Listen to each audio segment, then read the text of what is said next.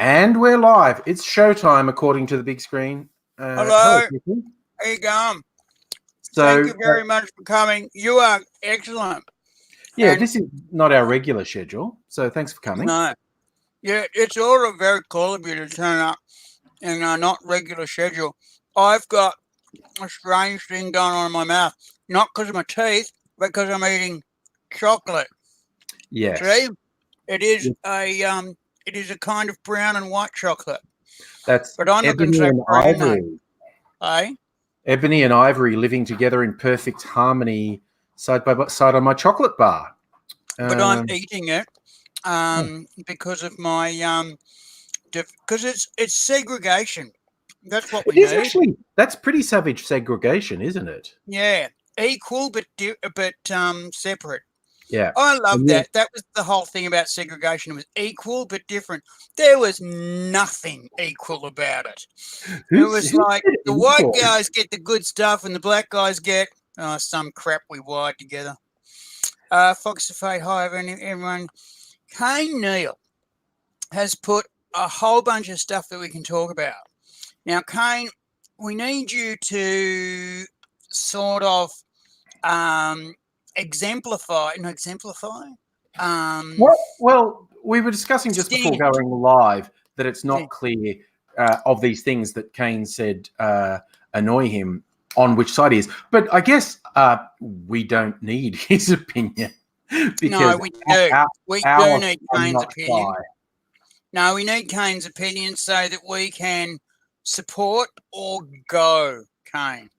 And Kane, you've talked about climate change protesters, Trump impeachment proceedings, will.i.am v Qantas, pill testing it. Oh, thanks, AIDzee. No worries, Kane. You're all. No, I'm pointing at Angry again, aren't I? I'm going to point at Kane. I actually got that right first time. I thought I'd get it wrong. The non-mirroring thing still throws me after all this time. Yeah, because I've got to talk to Angry like that, right? And it's very far away. Anyway, Kane, no worries, Kane. And Kane also says pill testing at festivals. Bloody hell, I'm into that. Big time. So is the coroner. Hey? So is the coroner. Yes, coroner's right up for it. And the coroner has said, just quietly, pills kill 2 to 10 people a year. Alcohol kills 100 people a day. Which I used to live with a copper. And he said, we have banned the wrong drug. And I said, what do you say? What are you saying, Mr. Police Person? And he said, I deal with 2 cases a year of marijuana psychosis. 2. And he said, the rest of the time when I'm dealing with people on the marijuana tablets, they're sitting in the corner giggling, eating Mars bars. And he said, if he's with the right copper, they just walk away.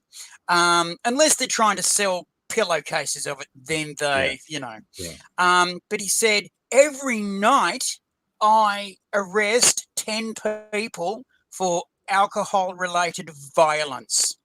Every night I arrest 15 people for alcohol-related just falling over and, hazard to navigation. He said, that's 25 people a night for booze. And for marijuana, nothing. And he said, we've banned the wrong drug, mate. We've banned the wrong drug. Keep going for a sec. I'll be back in a second. Oh, keep going. I can keep going for days. That's the trouble, actually. I'm going to say hi, Fox of Fate, you rule. Kane, thanks, AIDzee. I'm right up for that. Kane, can you just give it a bit of you don't like climate change protesters, or you do like them, and you're can you just expand a bit on what you're saying? Justin Underwood, what are you 2 doing on a Sunday? Right. Well, after going to church, I was stuck in Sunday school for a little while. And then Angry came and picked me up because his Sunday school finished at the right time, and he gave me a lift. And then I went to have a cup of tea with the priest. And then after that, we thought, well, we're here now. We might as well do a live stream. Some of that might have been a lie. I got a phone call from Angry saying we totally missed out on Thursday and AIDzee was sick on... No, we missed out on Tuesday and AIDzee was... No, I wasn't sick on bloody Thursday. Did you do something on Thursday? Yeah, I did a live stream. I missed Tuesday because I was out. And then you missed Thursday because you foolishly believed Windows when it said it would just take a few minutes to update. Well, no, it said it would take hours, and I was cool with that, and I started at 12 o'clock p.m. And at 9 o'clock p.m., it was still friggin' going. And do you know what it said at 9:15? Oh, sorry, mate. Can't do it. Oh, no. What? Nah, sorry, mate. We've missed out on a bit. So we're rolling you back. Yeah. Try again when you've got this bit. Yeah. What friggin' bit? Oh, it's a number. It's a long stretch of number. What is that? Yeah. Yes. And we're not supporting you anymore. Yeah. And I was going, thanks, Windows. We love you. So that was going on, Fox of Fate. AIDzee is into pills at festival big. I am into pills at festivals big time, and testing pills at festivals big time, because what happens is these kids buy drugs off these dodgy, and then you can't. There's no choice magazine that says, we've tested 15 different pills. What kind is best for you? Right? There's none of that. There's just, you hope the guy you took it off is not a dodgy prick and sold you asbestos inside ice. And so what happens is these kids take these pills, and then the cops turn up and they go, oh, I better take all my 6 pills at once. And they do, and they're crap, and they die. And then the bloody, the first responders, usually the St. John's, grab him. And then these kids think, if I say what he took, I'll get in trouble. You won't. I promise you won't. Even if the cops find you, right? Just tell them. Tell them what you've taken. You won't get in trouble. You won't get in trouble. Even if it's cops, if it's ambos, if it's anybody, just tell them what you've taken. And you might live, I promise. So yeah, even the cops, if they find you and you're on the ground and your friend is dying and shit, tell them what you've taken, and they will take your ass straight to the hospital and tell the doctors, and they will deal with your shit, and you will live. Cops won't do anything about it. No one will charge you. They may very well ask where you got it from, but you're not in trouble. You aren't.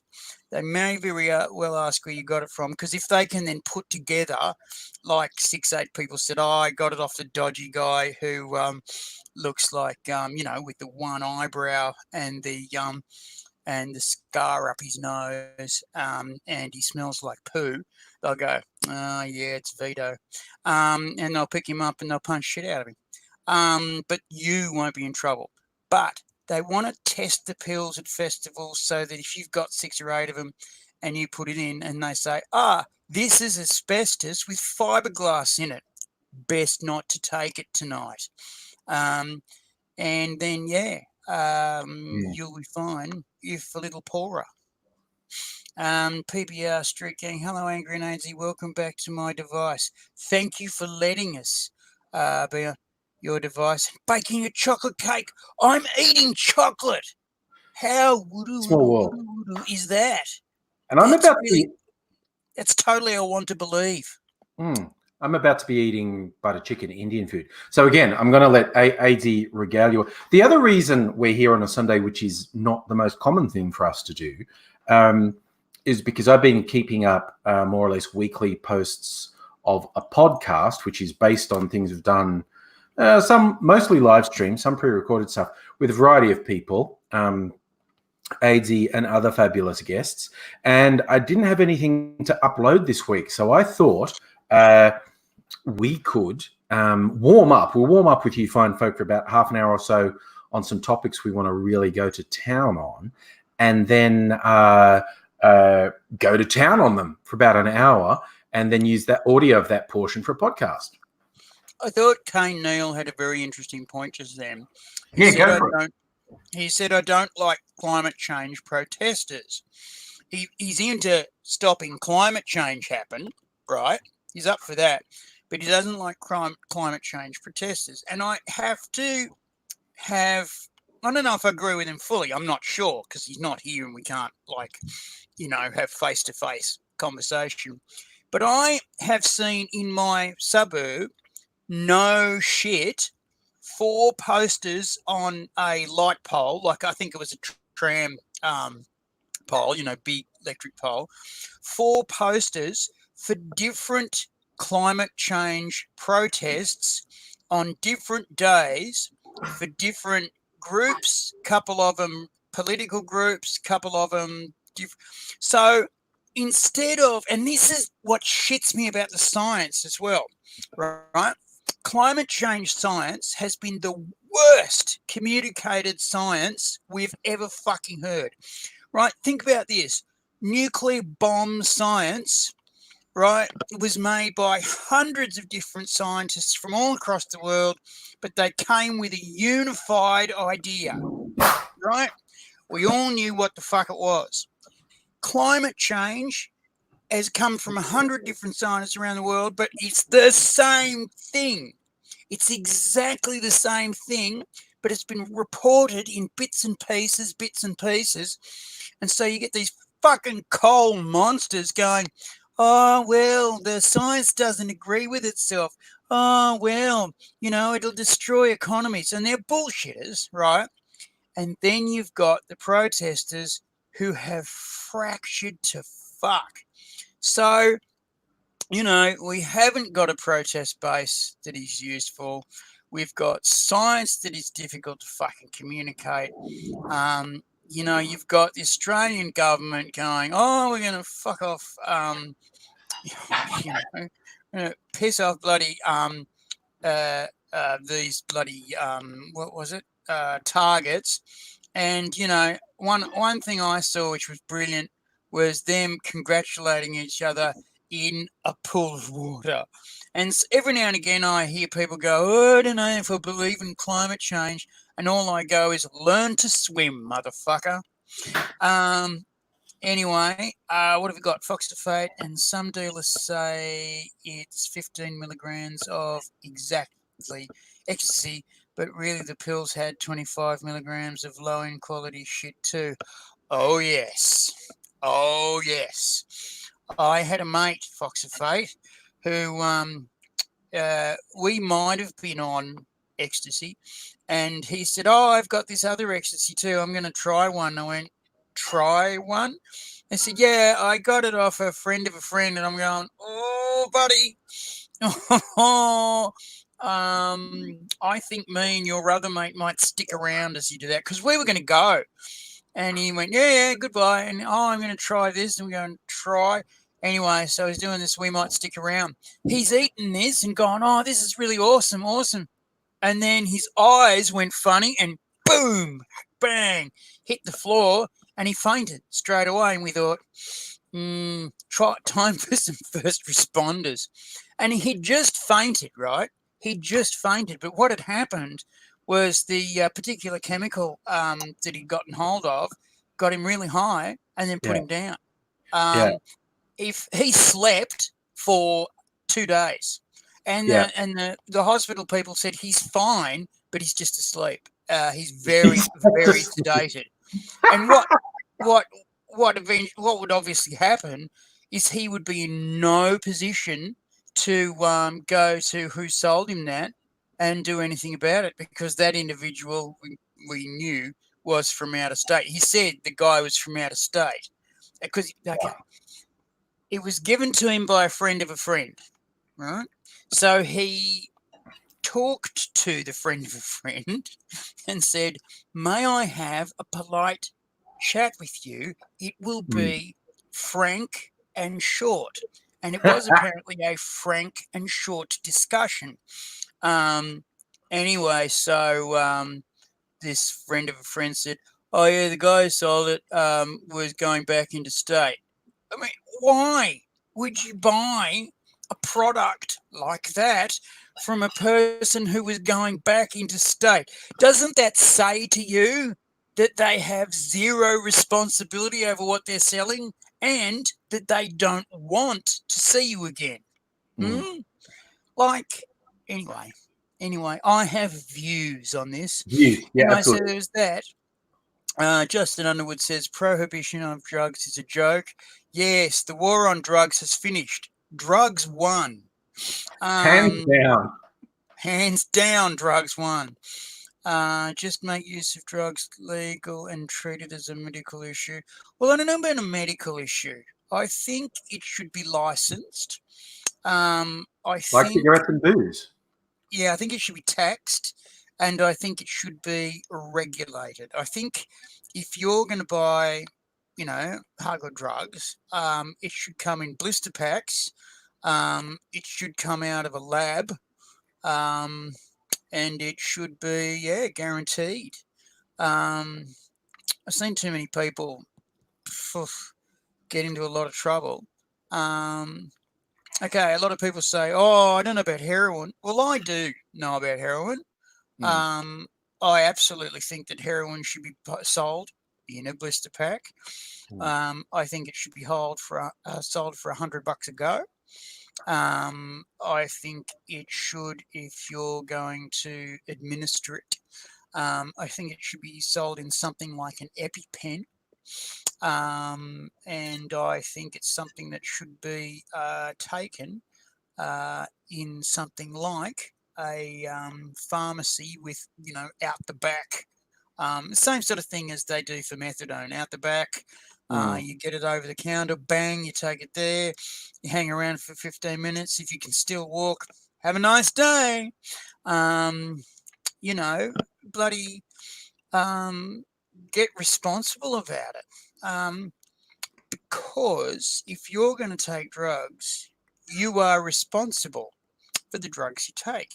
If you're going to buy drugs, same thing. If you're going to sell drugs, you are responsible for the drugs you sell. And so that's why, a big one.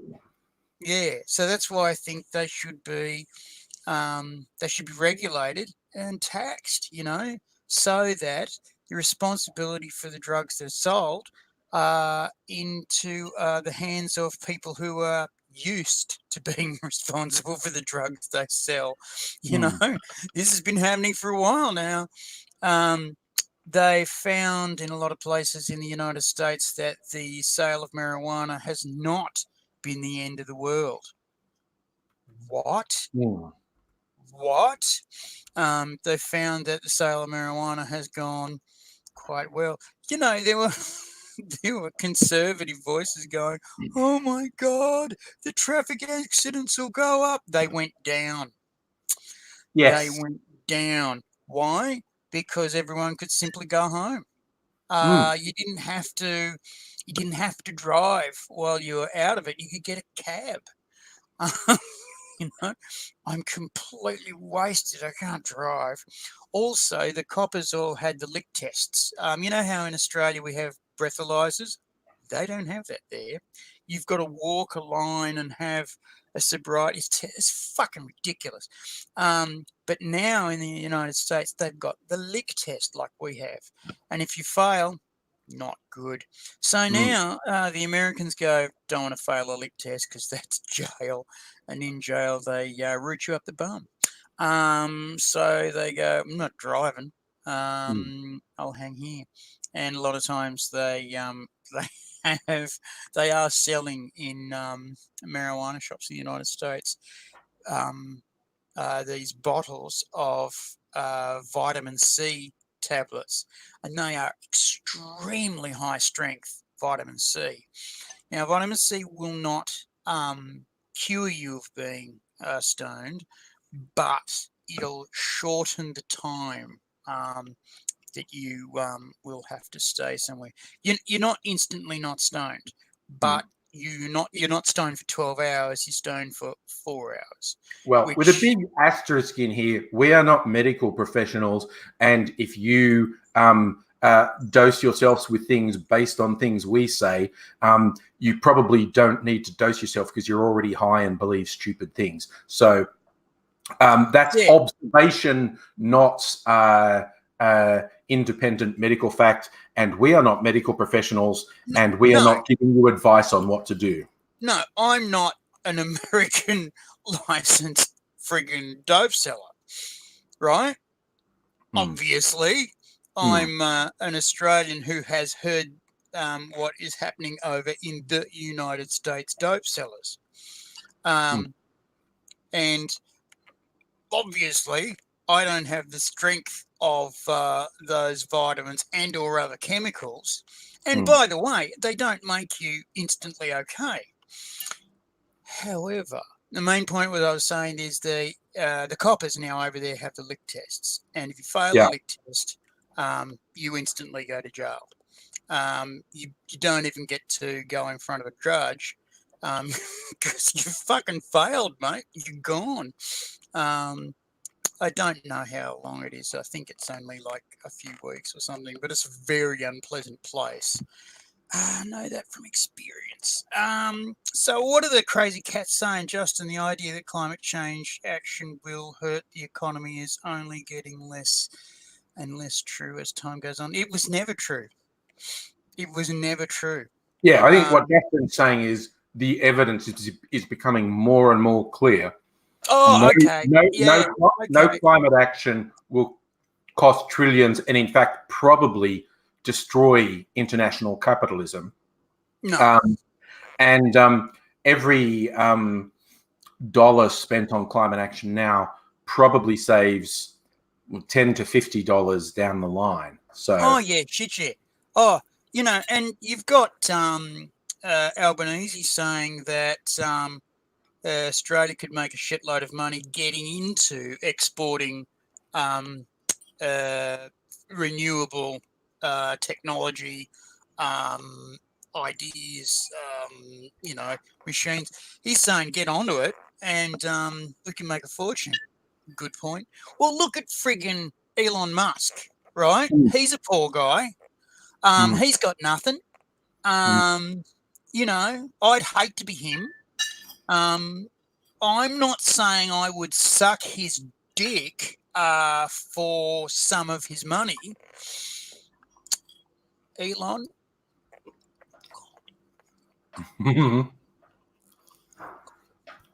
I've got false teeth. I can take them out. I'm not saying that I would try his rockets. How fucking cool are they? Elon Musk. How rich am I? I can have a rocket program. That's pretty rich, Elon. And you got that from selling Teslas. I loved how everyone said, these Teslas are fucked and won't work. And he said, well, I'm making a sports car first. And everyone went, those Teslas don't suck much. And, I think you should go into cell technology, though. And I think, the CSIRO, how they're really good at genetic engineering. Yes. They have said that they're starting to experiment on a tree, right? This tree makes chlorophyll and stuff like that, and half it makes hydrogen from the sun. This tree makes hydrogen, and now they're getting this tree to make a third chlorophyll and feed itself, a third hydrogen, and a third making solar panel leaves. How cool is that? Genetic engineering at its best. Fuck you, GMO deniers.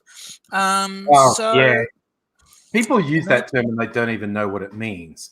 How's this? Yeah, go on. What is he saying? They assume it's like the people who say, "Oh, chemicals are bad. Everything on the earth is fucking chemical." Is a chemical, dickhead. Big pharma is bad. Look, there are some very evil people in big pharmaceutical companies, but that doesn't mean medication per se is bad. And genetically modified in organisms sounds creepy and science fiction-y, but humans have been low-tech genetically modifying organisms for millennia. Yep.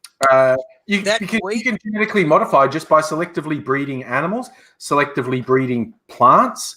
It's just that, yes, now they are looking at doing stuff on basically a molecular level and using advanced sciencey science to dictate how things grow and what they're like. But the practice in and of itself is very old. And the phrase genetically modified organism is so close to meaningless that there's no value in saying it. Do you know, my friend Angry, the lovely wheat that we eat that makes bread and wheat meat?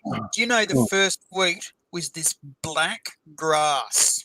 That was the first wheat, was this black grass. And then eventually it turned into brown grass, and the people went, "Oh, that tastes better than black grass." Because when you're hungry, you will eat fucking anything. Trust me, I've seen people eat out of garbage bins and I thought that's disgusting, and then eating rat. So they're eating this black wheat going, hard on the teeth. Brown wheat, a bit nicer. And then whiter meat, wheat, and then eventually they're looking for bigger and bigger ears. And then, do you know a thing? I'm going to tell you a thing. Here's a thing. In 1973, there was a big crisis because India was going to starve. They were going to starve to death by 1975. And the world was freaking out because what it meant was the Indian people were going to fuck off from India all around the world. And there's a few of them.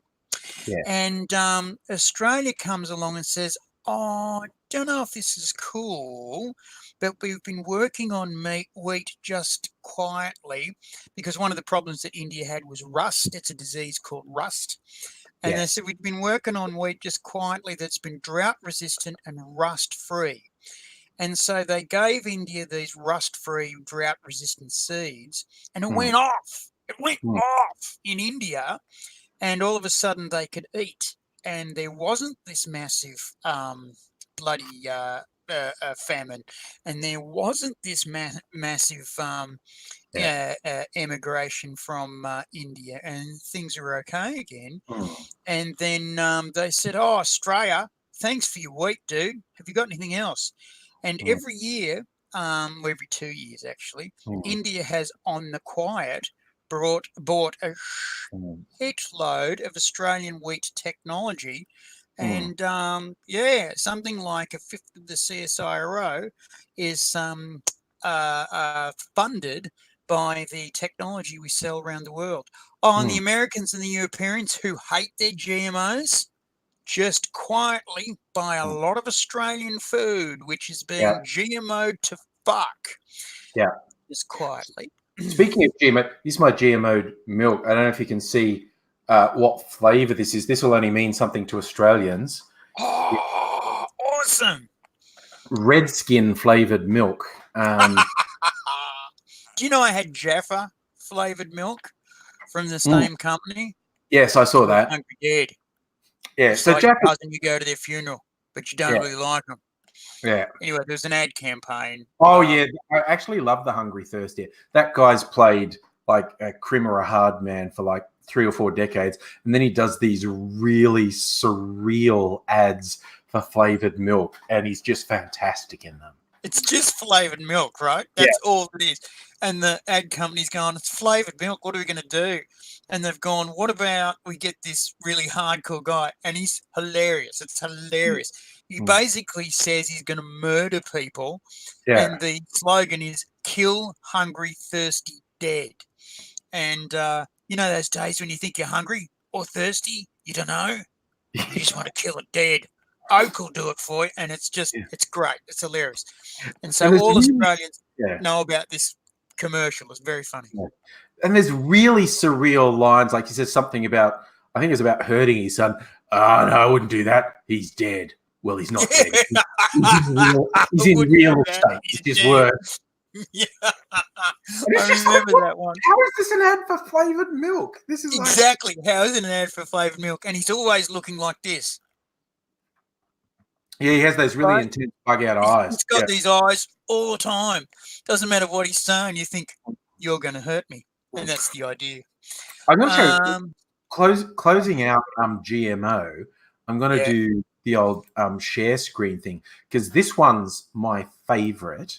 The brassica, and this is like, these 6 vegetables are all the same plant. They've all been over centuries GMO'd by farmers, and they all came from the wild mustard plant.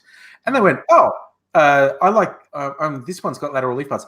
They mutated it into Brussels sprouts, and they mutated it into broccoli and into cauliflower and into cabbage and into kale and kohlrabi. And it's the same plant.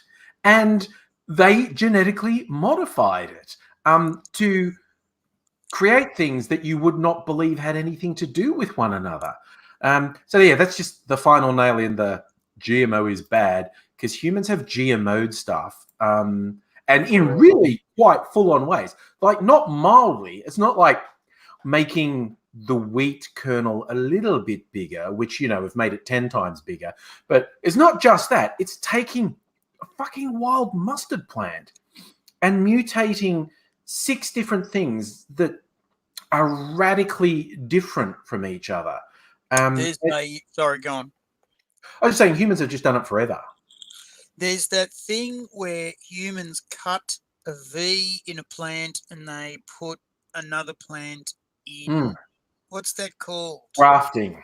Grafting, right? But it doesn't work with all things, but it's amazing how often it works. Well, that is another form of GMO, and fucking that has been everywhere. They'll graft one bit of plant on another.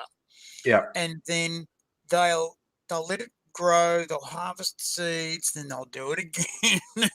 And eventually you get really different plants, because you graft the fruit bearing bit onto the seed bearing bit. Yeah. And this is a little technique that farmers and interesting plant people have been done with orchids for years. No, they also do it with food. Yeah. The other thing, it's not just to mutate it.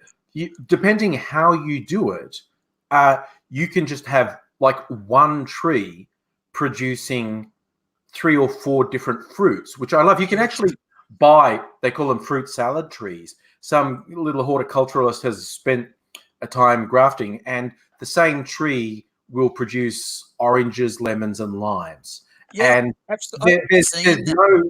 there's no sort, and if you do it in a particular way, there's no cross breeding with the fruits. The fruits are all, but they're all growing from the same tree. I mean, I was down the shop, I saw, walking down the street, a neighbor had a rose bush, and it is like clear down the middle. One side of the rose bush grew red roses, and the other side grew white. And they just did that by grafting.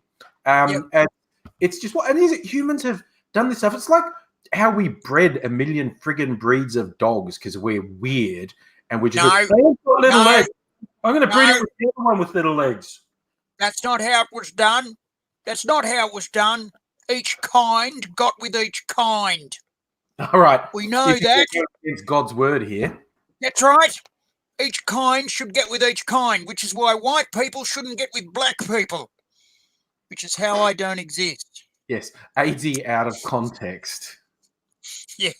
Which is how I don't exist. Yeah, exactly. When black people don't get with white people, AIDzee's not here. I'm not. Yeah. No, that's good. I'm glad I don't exist. Phil Suter. Hey, Phil, man. There's even a guy who has grafted 50 different plants on one tree. Phil would know that because he's a horticulturalist. Yep. I happen to know that about Phil. Sorry for giving out personal information there, Phil, but I love you. Also, we're now going to describe the shape of Phil's penis because we're giving out personal information. It's kind very of like funny. Very funny. I gag once or 3 times. Is one time I gag and you just bring it up again and again and again. He taught me how to sword swallow. That's all I'm saying. It's a sexual term, right? I'm just saying, don't eat when you're given Phil. I'm just saying, don't eat. You know what you made pop into my head? You remember the old 90s cartoon Ren and Stimpy? That was... Yes, I do. Which was frequently skirting the edge of what you could get away with. Because it was... Well, they did 2 versions. It was most commonly a kid's cartoon where they regularly skated around the edge of what you're doing, particularly because Ren the Chihuahua was always quite violent to Stimpy, the somewhat mentally challenged cat. And... but they also did some adult cartoons, sort of adult Ren and Stimpy, which just went... Yes, they did. One of the kids' ones that they actually had to cut a bit of audio from. But what went to air was wild enough. It's like Stimpy's cousin. No, it was Ren's cousin from Norway, Svenhork, Yes. and looked more like Stimpy. It was a dog, but it was his fat dog, and it was stupid like Stimpy. And Ren thought Sven would be on his side and make his life better, but Sven was possibly more stupid than Stimpy and made Ren's life a living hell. And at one point, because Sven and Stimpy are getting on so well, they sit in a sandbox together, and they have this look of enjoyment on their faces as they're really enjoying it. And then Stimpy looks to camera because they've got... Oh, that's right. For those who want to guess what they're getting at, the litter tray is in the closet, and they go into the closet together and sit there really enjoying themselves. And then Stimpy looks at camera and goes, "Hey, this is private," and shuts the closet door on them. But in the original version, what bloody Chris Falusi tried to get away with was just dialogue where you couldn't see what was happening. But Stimpy said something along the lines of, "Do you want to play circus games? I'm a good sword swallower." And the censors went, "No, I don't think we'll be doing that. I don't think that bit will be going on a children's show. So we'll just do the bit of them getting clearly physical enjoyment out of using a sandbox together in the closet." I just can't believe the censors were okay with them being in a closet. How did they miss that? How did they miss that? They do all the time, though, don't they? Wow. Kaya Marina Black can type lots of things. I was talking about... there's that marketed milk pointing out the crossbreeding of cows. Cows produce A1 protein when they used to produce A2 protein, and more people have an intolerance problem apparently with A1 protein than A2 protein. And there is one brand of milk that says we're just A2 protein milk, and so if you have trouble with milk, maybe you'll have less trouble with ours. I personally think that's probably marketing and a bunch of bullshit. But Kaya is correct about certain milk. When we say people are lactose intolerant, they're not intolerant of all milk and all dairy. It's some things that set them off. You know, I don't know if there's any science backing this up, but I do know anecdotally that there's a lot of parents who say, well, to each other and to me, that their autistic kids, especially their autistic sons, if they stop them having dairy or massively change their dairy, then their behaviour gets a lot better. I don't know if there's any science behind it, but I've heard a lot of anecdotal evidence behind it. Now, that's not to be confused with the whole anti-vaxxer bullshit. Now, I have the deep suspicion that the reason we're seeing a lot more autistic spectrum folks is because we're getting a lot better at diagnosing it. Yeah, I mean, that's it. People used to just get institutionalized. When I was a kiddie, I was just the freak in the corner that was rejected. That was all. There was nothing else. And I was yelled at and smacked to get good at spelling and writing and arithmetic, which I'm still not good at. Oh, mind you, fuck. Today, Angry, I wrote for 5.5 hours. It's shitty writing. 5.5 hours on a project we're doing. You've not got to see it. But I'm going to word it into a computer and you'll see it and go, fuck, that AIDzee's clever. So I couldn't write and I couldn't spell and I couldn't do any of that stuff, and they'd hit me a lot. And I got through university before they discovered that I was a SPAC. And I got diagnosed with a shitload of mental issues, but they kept on changing and changing and changing and changing until finally I said, oh, you're a SPAC. And what was nice was I stopped pushing shit uphill with my nose of the things I could not do and would not be able to do. And there's more and more autistics, not because of fucking vaccines. That came from one paper that was a lie. And the guy ended up getting disbarred. He got disbarred. He got jailed. Did you know he got jailed? Jailed. He's still out and still pushing his bullshit. He's still pushing his bullshit, but he got fined $60 million. And because he didn't pay it, right, he went to England and they fucking jailed him. They said, oh, you've been fined $60 million in the US. And well, have you paid it? No. Oh, well, we're going to jail you. And they jailed him for 18 months. And then they deported him. Fuck you. Anyway, so go on. I don't know. I was just thinking, I'm going to throw you a curveball because we talked about maybe warming up for some topics to do about an hour of podcasty talk on. And I just feel like throwing you a curveball. Tell me how you feel about this. Some of the things we're talking about, I just feel like we could have fun because we could just have like super hot takes on this, about storytelling. And it was that Ren and Stimpy thing I said that made me think of it. Just the most full-on things that people have gotten away with in the name of children's entertainment. And everything, back from how dark and violent fairy tales used to be, and like that the older English and Irish traditions, the original versions of Hansel and Gretel and Little Red Riding Hood, everyone always got murdered in all of them. As they're meant to like scare children into obedience. And the Europeans, like the German ones, Strummelpeter. Strummelpeter.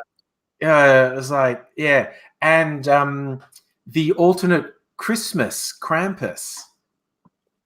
Yeah. Instead of you get toys if you're good, the Krampus monster fucking murders you if you're bad. That's right. Not a coal in the stocking. No. This really quite horrifying demonic creature will murder, and kids get told that you'll get murdered by the Krampus. If you're not good, you'll be dragged off into the forest. And we can take that on tangents just about storytelling and whatnot, and why we tell stories in different ways at different times. Oh, awesome. I'm all over that. You can do it. I'll do it. We went to a fucking university all about that. And Sorry, what? Got to talk to you about framing, but that's for another day. That's for another day? Okay. For another project. All I'm right. so proud of myself. I'm just getting... Let me go and sort some things out. All right, you're going to get ready, are you? Yes, I am going to get ready. Listen, what I'm going to do is I'm going to turn my camera off, but I'm not going to turn my microphone off. All right, so no, yeah. All right. It's me talking my microphone, but not now. All right. Oh my God. Leaving the microphone on was not the best. It's feeding back, isn't it? God, you fucking lunatic. Okay, you're not back because you were just making the worst noises, and I have no idea if you're still there, but I am not putting your microphone back on until I see you on camera again. That was just, I pity. Okay, you're back. Okay, good. That was a problem, wasn't it? Because I was feeding back. Yeah, I just realized that I'm no longer feeding back. I know how to fix that. Bye. Good.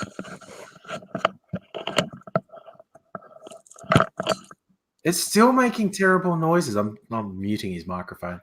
Hey, Big Pat, how you doing, buddy? So I hope you enjoy what comes next, because what comes next is you're going to see AIDzee and Angry in full flight as we freeform. Just very strongly held opinions that don't necessarily have a lot of documentary evidence behind them, but that's something we do quite well. I mean, we honestly we could get on Fox News for our willingness to push a viewpoint very aggressively with very little in the way of documentary evidence to support it.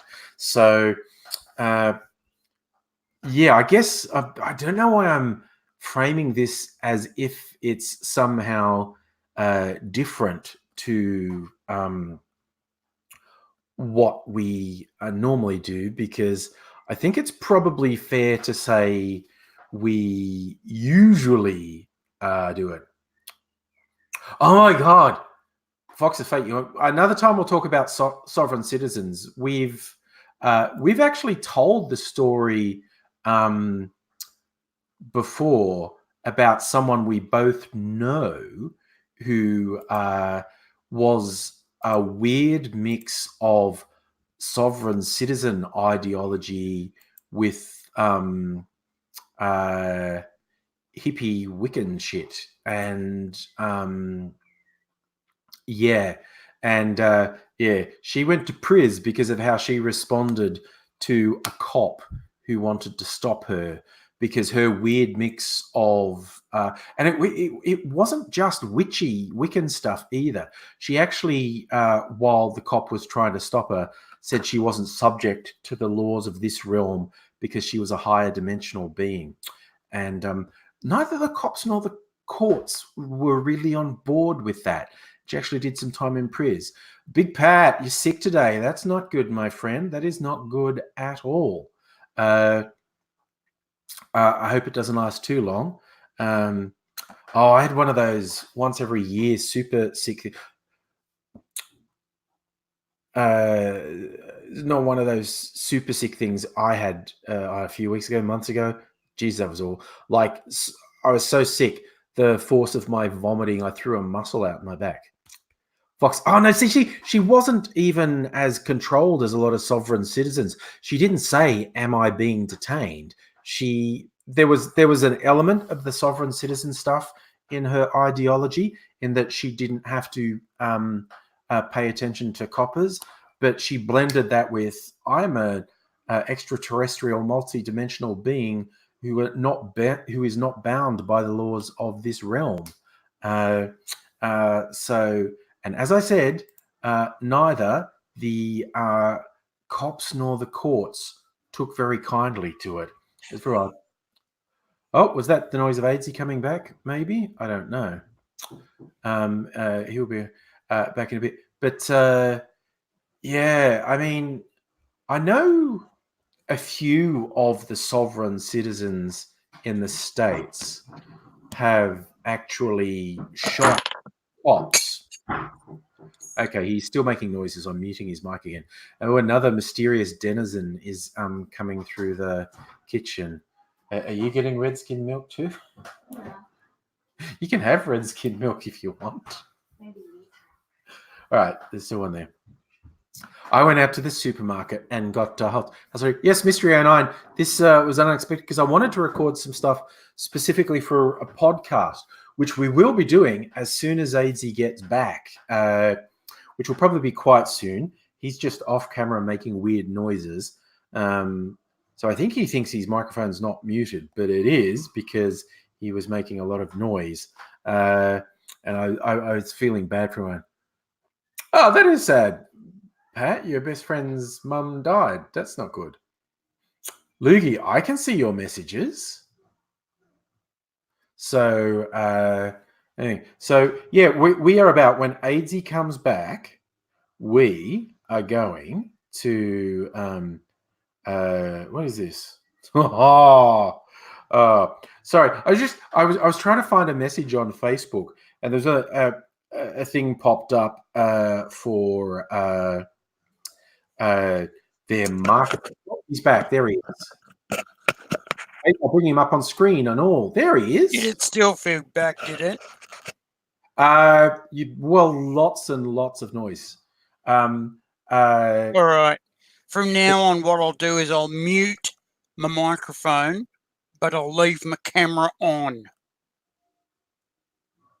Oh, Loogie was okay. We might have missed it. Loogie was wondering if want to know if we were safe from the fires. Yeah, the fires are mainly in New South Wales and to a lesser extent Queensland and Western Australia. And we're all the way down in Melbourne, where we've literally been getting half the temperatures and it's been raining, as opposed to 30, 40 Celsius and fucking fires everywhere.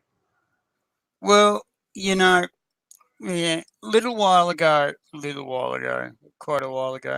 we had the worst fire in Australia here. Yes. And in fact, it was so bad that a new fire category was invented called, because we have these signs, right, in Australia. You got to imagine a semicircle with green, blue, yellow, orange, red, right? Yeah. And it's fire danger. And it's nothing, low, not good, very bad, extremely bad. And nowadays there's a new one called catastrophic. And it's red and black, isn't it? And, the black lines instead of a solid. It's like, hazard lines of red and black. Yeah. Catastrophic is either fuck off out of there or don't. If you haven't gone by now, dig a hole. Yeah. And it basically means fire trucks aren't getting to you, mate. They're not coming. Because the fire's so bad that there's firestorms everywhere. Yeah. And you know that because I've been in a fire where this happens, and it's very unpretty. What happens is eucalyptus trees have an oil in them. Okay, it's the eucalyptus oil. Yeah, it's very smelly and lovely. I hate it. Yeah. And what happens is fire comes, and the oil in the eucalyptus tree, because the tree gets so hot that it starts to spray oil out. Eucalyptus oil is highly flammable. And so what eventually happens is the eucalyptus oil leaves the tree all at once. And it sounds like the tree is screaming. Yeah. And the trees, and there's a whole bunch of trees. The trees scream, and then they explode. And what happens is all of a sudden, everything's on fire. Concrete is on fire. Everything is. Pools are on fire. Everything's on fire. And I was in a house with my housemate, and we weren't together, but her and I were hugging each other. We'd done all the responsible things. You fill your bathtub up with water, You fill your sink up with water.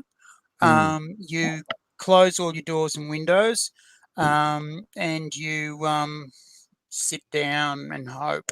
And the tree screamed and exploded. We were very lucky that our house didn't catch on fire. And it's a horrible sound. It's the most terrifying sound.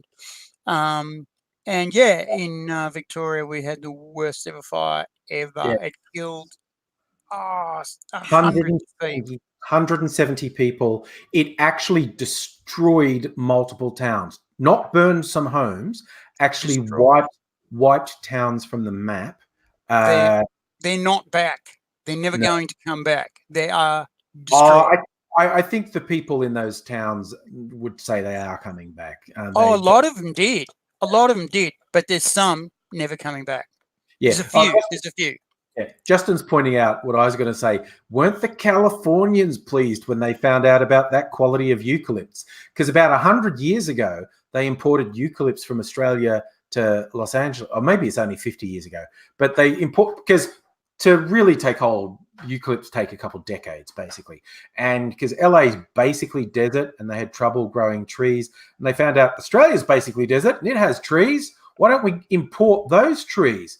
And some enterprising person set up eucalypt nurseries, and over a period of decades, they populated all the Hollywood Hills with eucalypts, and it worked, and they're all happy. And then a wildfire came through.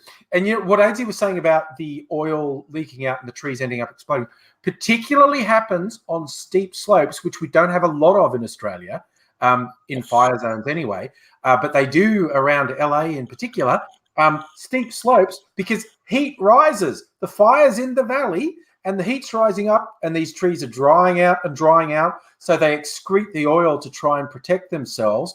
And then it reaches a critical pressure. And my wordy, weren't the Californians impressed when the trees started to fucking explode? They went, "What the fuck have you done to us, Australia?" And we're like, "Did you guys know that? Oh, sorry." Oh, I didn't tell you that. Oh, I thought that was on the warning label in very little print. These trees really go up in fires. Choking hazard. Yeah. When they explode, because you can't breathe. Yeah. So, you ready to go for our podcast now? Yeah, ready. This is just going to be hot take central, which I hope you find people enjoy, because I reckon we're going to get a serious head of steam on this, because the door's wide open for us to go anywhere as far as I'm concerned. So I'm actually also, because I've had some trouble with audio. This is the weirdest thing I've found recording these for podcasts. My guest who's somewhere else like you, or when I've done it with Eva, who's up in Queensland, the guest audio has always been heaps clearer than my audio, which I don't understand. So you know what? What? I say ha, because my audio when I'm with you is always bad, because I always mumble. But yeah, so I've got an auxiliary recorder here, so I'm doing a little bit of an experiment with it. So what are you doing? Blah, blah, blah, blah, blah. No, not the right place. That's better. That's better? Ready to go? Sorry, I'm croaky. That's okay. All right, so I'm putting the recorder down. Are you good?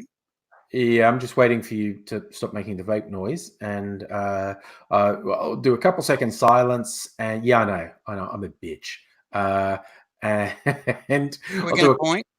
Yeah, I'll do a couple seconds silence, and then I'll launch into the intro. So again, you folks in the tech, what are we talking? The comments.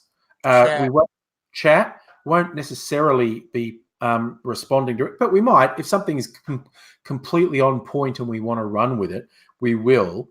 But we won't be doing our normal hello to people who pop in. So hope no one takes that personally. So hello, everyone. Now, we think you're excellent, and thanks for letting us be on your device. Yeah. We haven't ignored you. We're just doing a podcast, and we've got to pretend that people who aren't here, but they're cool too. You're cooler, much cooler. Just know that. Okay. We're going to have a couple of seconds of silence. Yeah. You just want me to slap you, don't you? You want me to get in the car, cross town, knock on your door, and slap you. I would like that. I'm on to you. I know you like that sort of thing. So, all right. So, gonna start now. Hi, everyone. Thanks for joining us for this podcast. Hello, everyone. The inimitable AIDzee. I'm the inimitable AIDzee, and I'm so here. Thank you very much for Angry to let me to be here. And thank you, peeps, for letting us be on your device this podcast day. Yeah, and I hope you enjoy what we're going to talk about now, because I think it's probably going to go in some interesting places. We had approximately a 30-second discussion on what we will now talk about for an hour. So there's going to be a lot of strongly held opinions with very little evidentiary support, I think, in the next hour. I don't know, Angry. I reckon I could do evidentiary, evidentiary thing on 2 seconds of research. For example, I know that the color black is a color. No, it's not a color, is it? No, actually a color. Black is the absence. In pure physics terms, black is the absence of color. Black is the absence of, because color is different wavelengths of light being reflected. Black is, in the pure physics sense, it's no light being reflected. Black pigments, they're not technically black. They're usually just some very, very, very dark colors. Although this is absolutely not what we were going to talk about, but I say go with it. Yeah, go with it. How black is black? There is actual patented pigments that are so black, when you see something that's made of it or coated with it or whatever, it gives you this incredibly uncomfortable feeling that there's a hole there. Yeah. Like if you painted, like a wig stand, like those wig stands that are shaped like a human head type thing. Yeah. But pictures. You painted one of them, I forget what it's called, but this ultra black pigment, and you sat it on the table and you walked around it. It gives you this incredibly uncomfortable feeling that there's just a hole in reality there. It's not like a thing. What? Black. I'm going to tell you 5 things now. Ooh, do it. I'm going to tell you 5 things. Okay, the black that you're talking about is basically a fight between the Japanese and the Swiss. Okay, now your black is essentially made by computers. There's 3 kinds of black. There's 0, which goes all the way up to 255, and there's CYMK, which is C, and there's the other color space, which is negative. No. It's the hex, which is FFFF. Now, so that's your fight between your Japanese and your Swiss, because your Swiss are really into making fonts, and your Japanese are really into making fonts. And of course, if you're going to make a font, you've got to make a good C to print a good font. And then the Japanese went, oh, we could do better than that, because it's all computers now, and we could make a sharper font by making not a C, but a C minus. And the Swiss went, oh, the Japanese are trying to do it again. Because remember, the Japanese took watches off the Swiss, and the Swiss went, you, Japan. And Japan went, you.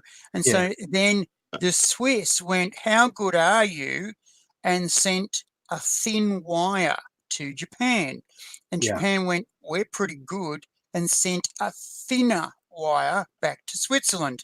And the Swiss went, we can still do better than you. And they sent a thinner wire back to Japan. And Japan sent the same wire back to Switzerland. And they're going, fingers, fingers. And then they had a look at it with a microscope, and the Japanese had drilled a hole through the wire and stuck another wire in it. And the Swiss went, pew. Yeah. And the game stopped. So now they're into colour. So that's the 5 things I was going to tell you. Well, okay, I'm going to tell you, for those listening back, or you can even watch this on YouTube as well, you may or may not know we have a live chat going. And a good friend of the show, David Hill, he knew exactly what I was talking about. The patented thing is called Vantablack, developed by Surrey Nanosystems in the UK, absorbs up to 99.965% of light. So it's not just it does the physics thing of absorbing light. And I've seen images of stuff, and it's freaky. It's much less a thing painted black than a thing that isn't there. There's a black space where something should be, and it is really unsettling. Do you know I think it's fascinating to be in a room where the floors, ceiling, and walls were all coated in Vantablack. I think you would go insane really quickly. Do you know if you look into a circle of Vantablack and for a little while you see me looking back? I was about to say, are you going to go Nietzsche now with if you stare into the void stares into you also? Yeah, the void does, but I'm in the void because I like it.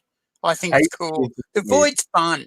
You know, you go into the void and you go, ooh, that feels furry. What's that? And then it talks to you in a deep voice. I am the thing. You go, shut up. I'm the thing. And then you scare the thing and it runs away. And it's like, oh, this is lonely. Actually, I don't know if you did that intentionally, but I feel like you just led us back to the topic that we were going to talk that I haven't even introduced yet, namely scary and or weird or a suspect thing. We're having a conversation that occasionally some stuff gets into kids' entertainment. I mean, both today and centuries in the past, that when you look at it and think about it, you're going, is this for kids? Is it? And I wanted to talk about the weirdest, scariest, oddest stuff we can think of that we've seen, that we know of, that is touted as children's entertainment. Yes.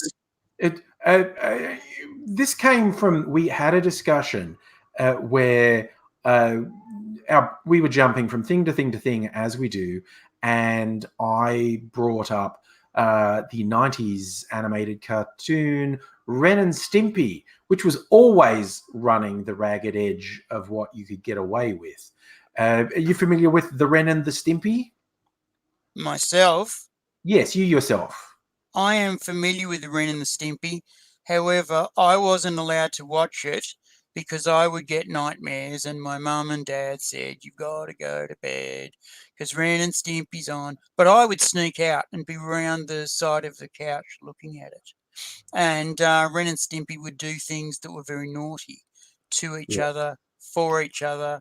Yeah. You know, when there's another show, the Itchy and Scratchy show, which we've never seen, I have a feeling that Itchy and Scratchy watched Ren and Stimpy. I feel like that there is a genetic connection between Ren and Stimpy and Itchy and Scratchy, and Itchy and Scratchy is the toned down version of Ren and Stimpy, quite honestly. What is you're vaping and doing hand gestures at me? Yes. What I was thinking, podcast land, you can only hear us, but I can see this man, and I don't know what he's doing. So what were you doing? What you were doing before we came on to the podcast was you were itching about the sound of me vaping. So what I was doing was listening to the sound of me vaping and seeing if I could ameliorate the sound. Now, if I do this, I'm starting to talk like I'm in a bin. But if I do that, I'm starting to talk normally. Yes. So if I vape like this, oh my God, it went all gurgly when you did that. Either for people who are into ASMR, that was either quite good or very, very bad. And I'm not sure which way it would go. I think ASMR was in fact invented by those European fairy tale makers all about death. Yeah. Right? ASMR is a thing that wants me to jump through the screen and strangle the ASMR makers because they're getting away with stuff that is just bullshit. And frankly, all it is they're getting the microphone and rubbing against their scrotum and saying, "Give me money. Give me money." And there's a very sexual element to a lot of it. Yeah. Frankly, I would have taken that and gone to the Brothers Grimm and said, "Make a story out of that," and they would have told me, "No, mate, it's too much. It's too much. We've got stories about Little Red Riding Hood about getting raped and murdered in the forest because the wolf wins." Right? Oh yeah.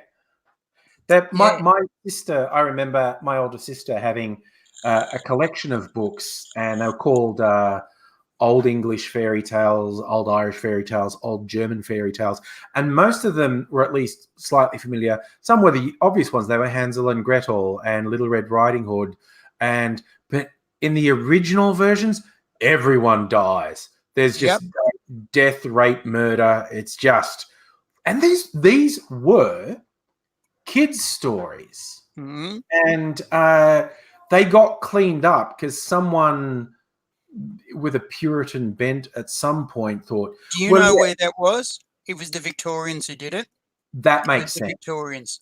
Before the Victorians, all of those old fairy tales were abominably bad. Because remember too that those guys before the Victorians lived short, nasty, brutal lives. And so the idea of kids getting murdered in the forest was just Tuesday. True. Big deal. Are you hungry and poor? Well, get stuffed. So is everyone else. Oh, you've lost your parents. Oh, we're going to eat you now. Yes. So fairy tales, fairies weren't flippity flap, Tinkerbell, Diz who chimes and you turn the page. Fairies were FAEIRES. And they were nasty, lived in the forest and would drag your ass off to go your carcass. Just full on. If you went into the forest deep enough, because FAERIS fairies were essentially the idea of the pagan spirits coming to get you. So, because pagans are bad, but they were still around. Ooh, nasty. And a lot of these fairy tales are about the conflict between your Christianity and your pagans. Remember, your Christianity's been around for 2,000 years, and your pagans have been around for many millennia before that. So there's obviously a conflict there, and your devil is usually your last religion's god. Maybe you'd like to expound upon that, Angry. I would. When you brought up the elves and the fae, because yes, in various sledge, they got cleaned up to be cute and pretty, but the fae would steal babies. The fae would trick you into going into the forest, and you'd be screwed. The late, great, truly wonderful Terry Pratchett. Oh God, yes. His version of the Fae was the very dark version. Because they were immortal and magical, they regarded mortal humans as garbage, and they were not very nice at all. And I found the quote I was looking for. It was fantastic. Elves are wonderful. They provoke wonder. Elves are marvelous. They cause marvels. Elves are fantastic. They create fantasies. Elves are glamorous. They project glamour. Elves are enchanting. They weave enchantment. Elves are terrific. They beget terror. The thing about words is that meanings can twist just like a snake. And if you want to find snakes, look for them behind words that have changed their meanings. No one ever said elves are nice. God, Terry Pratchett was good. He was good. He was fantastic, and he knew his stuff too. Oh yeah. When he was talking about effectively paranormal stuff, he knew what he was talking about. Oh yeah. His first book was The Color of Magic, Yes. And he was talking about the 8th color. Octarine. Yes. Octarine, which was the color of magic. And it was a color that was like a greasy green red was one, because you perceive the color of magic in your own way. Yeah. And yeah, it was a thing about he would do things about. No, the one I particularly loved was the Hogfather, which is His version of basically, Santa. Santa Claus. And Yeah. he did this wonderful thing about going back through history about what Santa Claus, the Hogfather, really meant. And you go back and back and back further in history, and you get these different ideas of what Santa was. So you get the pretty Santa, a fat, nice guy who ho-ho-hos. And then when he gets rid of those women, he ho-ho-hos. And he's got the lovely, what do they call them? Reindeer, and they clippity-clop, and one of them's got a red nose. And then you go a little bit further back in history, and the reindeer is dragging a sleigh through the forest because he's just killed a deer. And that's important, because if you don't kill a deer, everyone starves.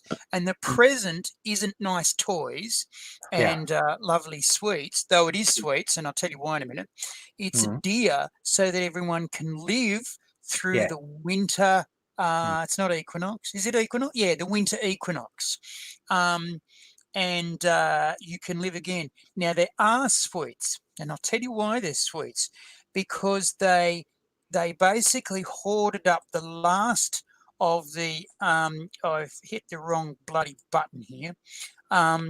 They hoard up the last of the fruit that they've dried and the last of the meat that they've dried, and they put it all into this horrid pudding with all the last of the flour. Everything's about to go off, so they put it into this large pudding, and everyone has a bit, because this is the last food, guys. This is it. Eat now and eat as much as you can, get as fat as you can, and then the Santa brings a deer, and we're all going to survive. And then you go back through more history, and Santa doesn't have a sleigh. Santa has basically a spear that he goes through and kills wolves. And basically, if he's lucky, he can kill game, and then he can bring it back. And Santa, by this time, is basically the helper of the shaman. The shaman goes through and tells everyone, the hunters, where there's going to be game. And if the shaman buggers up, we're all going to die. And so Santa, by this time, is the shaman. And the shaman has special clothes to wear so that he knows where the game is. So you go back even further, and the shaman has to go out on his own because he is elected for the year.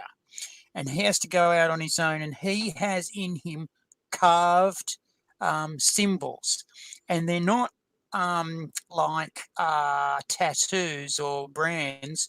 They are cut into him so that animals come to the blood.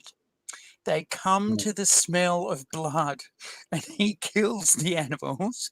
And then all the hunters come in and go, well done, you.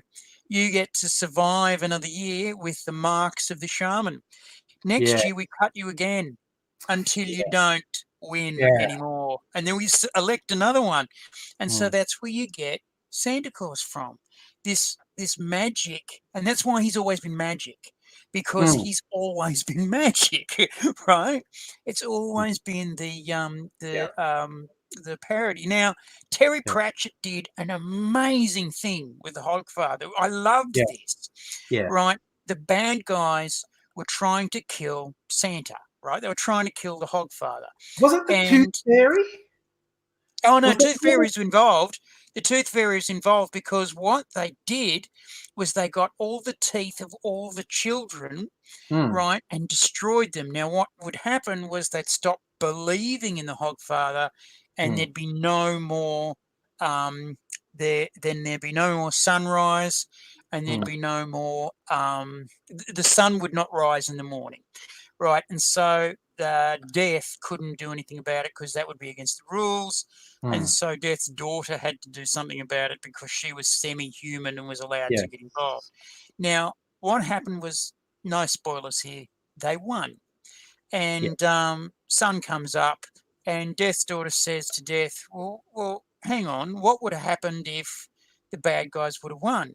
And Death said, well, a big ball of gas would have come up in the morning, and light would have hit the ground. And she says, so I did this for nothing? And he says, no, you did this for everything, because the Hogfather is a lie. He said, what? Yeah, the Hogfather's a lie. It's a little lie that we tell our children. And we've got to tell our children little lies, or they won't believe the big ones. And she says, what's a big lie? And he says, well, justice, mercy. Have you ever seen a molecule of justice? Have you ever seen a grain of mercy? You've got to believe in the little lies if you're going to believe in the big ones. And when I was reading that, I thought, that's fucking amazing. Well done, Terry. That's very good. You're dead and that Trump's alive. Yes, yeah. And the other Hogfather quote, because Death actually stands in for the Hogfather at a critical point, and he's being like a mall Santa, basically. Death has put on a Hogfather suit and a fake beard, and a pillow. And children are sitting on Death's lap. And my other favorite bit, a little girl's on Death's lap, and he gives her a sword, and it's a real sword. And you get the mother screaming, "You can't give her that. It's not safe." And it's a sword, said the Hogfather. They're not meant to be safe. She's a child, shouted Crumley. It's educational, says the Hogfather. Well, what if she trusts herself? Well, that would be an important lesson. And then he gives the children what they want, and the mall owner says, "You can't do that. It's Christmas." What they want. I just love the idea of Death being a mall Santa. That's right. The Hogfather has pigs as his sleigh drivers, instead had of actual pigs, and the kids were laughing because one of the pigs did a wee, and they thought that was awesome. And they smelled and they grunted like pigs, and they were they looked like they could drag a sleigh up in the air. And all these things about something simple like Christmas and the origins of that. You go back in time, and it's awesome. So you get all these other fairy tales like Sleeping Beauty. Sleeping Beauty is awesome because she is born. She is scolded by the Witch of Time. And we don't hear that in the modern one. She's scolded by the Witch of Time, and then she is sent to sleep. She is sent to sleep until a hero can hack through the thorns of her sleeping, hack into her sleeping form, and wake her into the love of a prince. What do you think that all means? Like fuck her sleeping body? I don't know. Well, it's basically hack into her pubic hair, get rid of her hymen, and make her a woman with a man. That's what it's about, right? That's what Sleeping Beauty is. She is beautiful, but her womanness is asleep until such time as she is with a guy. And that is what the initial story was about. It was told to girls to let them know this was going to happen to them. And yes, you're beautiful while you're an adolescent, and that's fantastic. But it's going to change, and it's going to change for the better, we hope. I know there's a slightly later version, because that sexual element was in all the original versions. And this later version, it's a bit more like the Disney thing in that the thorns are physical and whatnot, and the prince hacks his way through. But he can't wake her, and she's lying there perfect. And he does fuck her while she's asleep, rapes her, and she gets pregnant. And this one, she was put to sleep by the thing from the spinning wheel that pricked her finger, and it's still in her finger. And the prince didn't know to take that out to wake her up, and he just fucked her and left. And she got pregnant and stayed asleep. And when the baby was born, they say in this version, it instinctively tried to make its way up to her breast to suckle, but found her finger and sucked on that, and actually sucks the splinter out of her finger, and she wakes up to discover she's got a baby. But yeah, the old stories, if they weren't about sex, everyone was getting killed to teach kids a lesson, basically. Well, it's important that kids understand that they're going to get killed if they do anything at all. And you know, I loved Hansel and Gretel, but I could never get to the bottom of it. Did you know? Did you know a first telling of that? Even subsequent tellings are bad enough. Like the family can't feed them, so the dad leads them into the fucking forest and dumps them. And then the witch is going to eat them, and they end up pushing the witch into the stove. Even the cleanest version of Hansel and Gretel is pretty bad. Well, this is what I mean. I mean, I would love to know what the original is. Right? Yeah, how was the original worse? You know, and they would have been. The original would have been worse. So how bad can it be? I mean, they did the trail in the wilderness of, what was it, pebbles, and then it was breadcrumbs, and the birds ate all the breadcrumbs, which was why I try and kill birds, especially pigeons. Well, I don't like birds, except for magpies. I like them. I leave meat for them. And I try and hit birds with my stick. But you know what? Hansel and Gretel, you know, they went to the witch's place, and it was all made out of gingerbread and chocolate and all the stuff that kids like. I wonder if there wasn't a pedophilia angle. I don't know.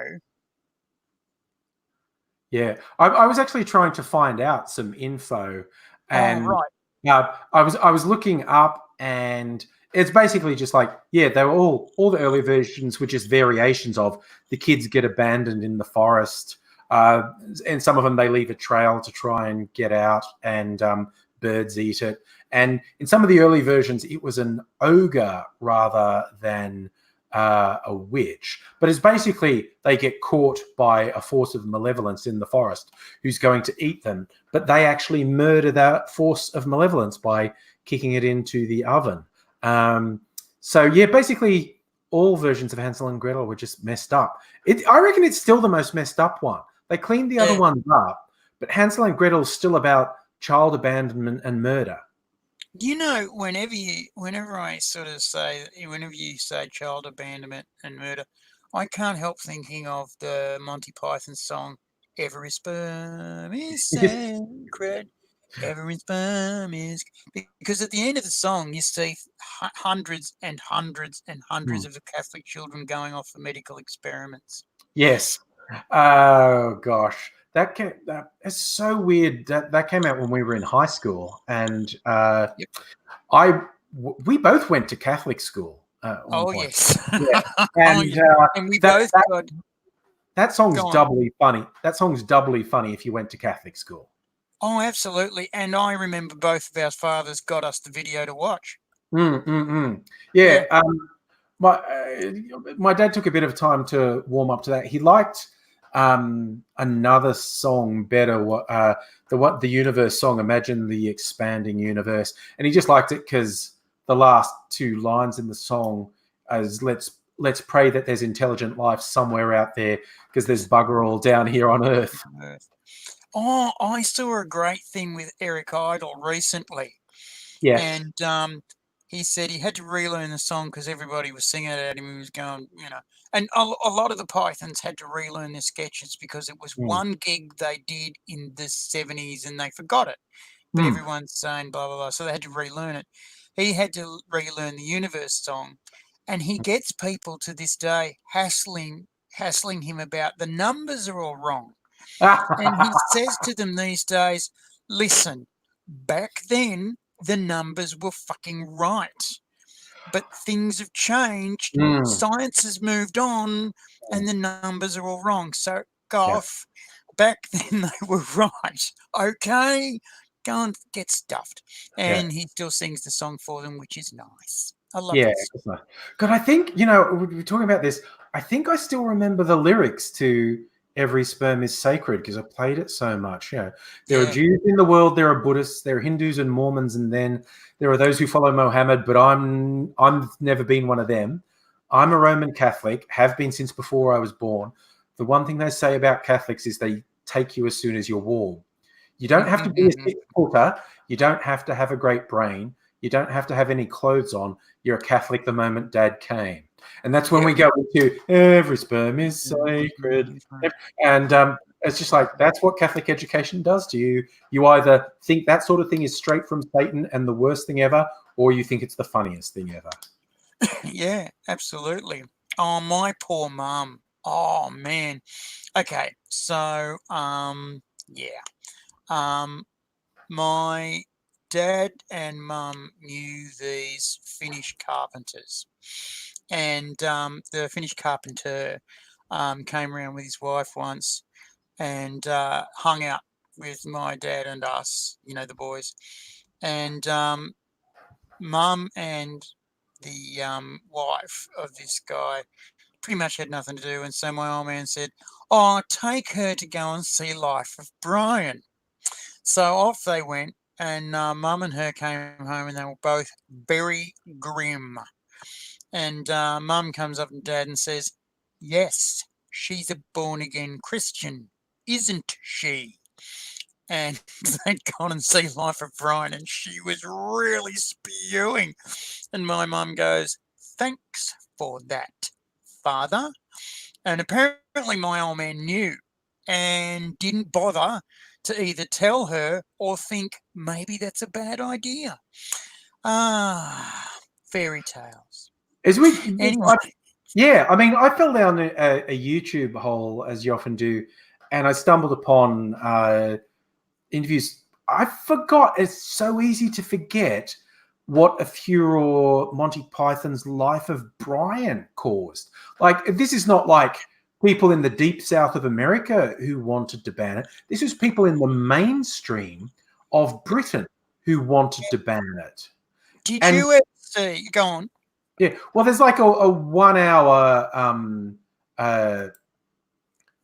recording of Michael Palin and Cleese debating these people, and there was a bishop, and there was some freaking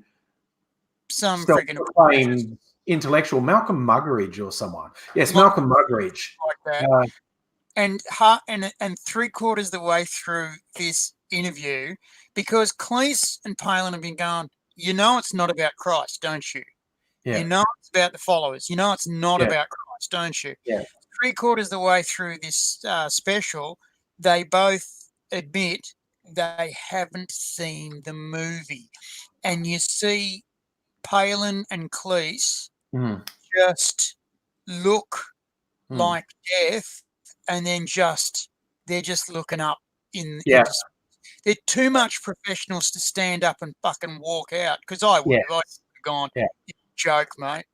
You are talking about something you haven't seen. Why am I even bothering to talk to you? Because you're a joke. Yeah. I would have done that, but they were much too professional to walk out. But they were just, I'm not going to bother to talk to you anymore. I'm not going to bother to debate you. And from then on in, every time these guys said something, they go, yep, okay, great, whatever. I looked up a bit of that, and it was an interesting point that after the fact, the two, Muggeridge and this bishop, claimed that what they meant was they had come into the screening late, so they didn't know that Brian and Jesus were different characters, because they missed, there's a nativity scene in the Star, which is, it's all funny, and that's hilarious. And that makes it absolutely clear Brian is not Jesus. And that, besides being a cop-out, is clearly not true, because Brian is a witness to the Sermon on the Mount. He doesn't give the Sermon on the Mount. He's a witness. So they were lying. It's really funny that you say that they had to admit they hadn't seen it, so didn't know. And then later, when everyone said, "You're fucking wankers," they went, "Oh, no, we did see it, but we came in late. And so we thought Jesus and Brian were the same character." It's like, and you can shoot that down, because halfway through the movie, we see Jesus again doing the Sermon on the Mount. And what had happened was, after that special, they got howled down. All of the papers panned them. Basically, the Archbishop of the Church of England said, I know this quote, "Never have Christians been so let down until these two idiots went and defamed us on the BBC." Oh, my stars. When you've been slapped by the Archbishop of the Church of England in Britain, you've been slapped.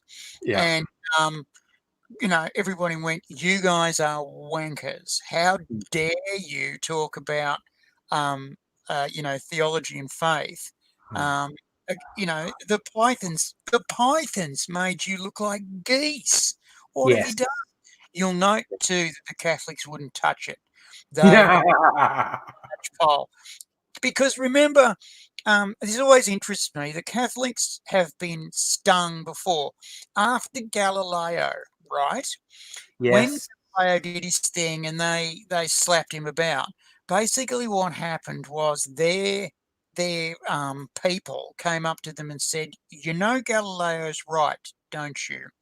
And very shortly, lots and lots of people are going to tell us that Galileo is right and that we're a bunch of fuckwits." And the church went, "Okay, fuck this. We're going to get ahead of this." And they invented and put on the Vatican roof a observatory. It's still there. It's still there. You can go up to it and see it. Oh, no, you can't, because the roof is falling up. But they're going to restore it and you can. But anyway, the Catholic Church has from then on been ahead of the curve of science, because they have from then on never wanted to get caught again. You can go into churches in Europe and the corners of the chapel are open. You can see holes in the corners. And what it's for is to let light in so that they could tell where the equinoxes were and where the solstices were. And what it was about was it was trying to find when Easter was on, because the Protestants had said, "If you're so damn good, you'll be able to predict when Easter is." And they went, yeah, we can do that. No, we can't. And so for 150 years, they had to work it out. And they did actually work it out before the Protestants and said the Catholics. And then they wanted to be ahead of the curve on science. And when bloody what is it called? Darwin did it. What did Darwin do? Oh, he did lots of things. He spent far too much time in houses. Evolution. When evolution came out. That one. Okay, yeah. When evolution came out, the Catholics said, "Yep, that's how it happened." And all these other churches went, "What are you saying?" And the Catholics went, "Yep, it absolutely happened like that." And of course, the Protestants were going, "No," and the fundamentalists were going, "No, that can't be." And of course, years and years went past, and more and more. Evolution's a real thing. It's not a maybe thing. It's a real thing. They've got warehouses full of evidence, and they've actually seen it happen in the lab. They've actually seen it actually happen in before their eyes, right? Yeah. And so the Catholics basically turned around and said, "Oh, how wonderful is our God that he just basically whacked some chemicals together and let nature happen. How wonderful is our God." And so then, the fundies went, oh, Earth is 6,000 years old. And the Catholics went, no, it's a bit older than that. How wonderful is God to put together a 4 billion year old Earth? And then, of course, the Big Bang happened, and everyone was, fundies were spewing about that. And the Catholics went, how wonderful is our God to say, let there be light. If you had to see the prophecy of evolution and the creation, it'd take 7 days for you to see all of the history of the Big Bang right through to humankind. You'd be just sitting there for 7 days watching it all happen in fast motion. So you can imagine how amazing that is. Basically, one of the people who talked to Einstein about his figures was a curate from the Catholic Church going, I've looked at your maths, and what about this? And so, they, as soon as they got embarrassed by Galileo, they went, fuck this, we're going to be ahead of the curve. And they have been. So it fascinates me. One other thing that I'll just talk about the Catholics. They're very into, no, you can't abort, you can't have contraception, that's against nature, and that life is sacred, right? Yes. However, and so are your fundamentalists as well. But at the other end of life, when they are condemning criminals to death, you see a very big lack of your fundamentalist Christians, but what you don't see is a lack of Catholics. The Catholics will be in there fighting tooth and nail to stop condemned prisoners from being put to death. They will do anything to try and stop capital punishment. And I've always thought it was interesting to see all these churches who are against abortion not be around a capital punishment. So, I don't agree with them. I do agree with them on the capital punishment. I don't agree with them on the whole abortion and contraception bit. But I think it's interesting to see that there's no actual hypocrisy at the other end. I thought, good play there, good move. But every sperm is sacred, not quite, because I suffer from the sin of onanism. And that's the sin. Let the heathens spill theirs on the dusty ground. God shall make them pay for each sperm that can't be found. I told you I remembered all the lyrics.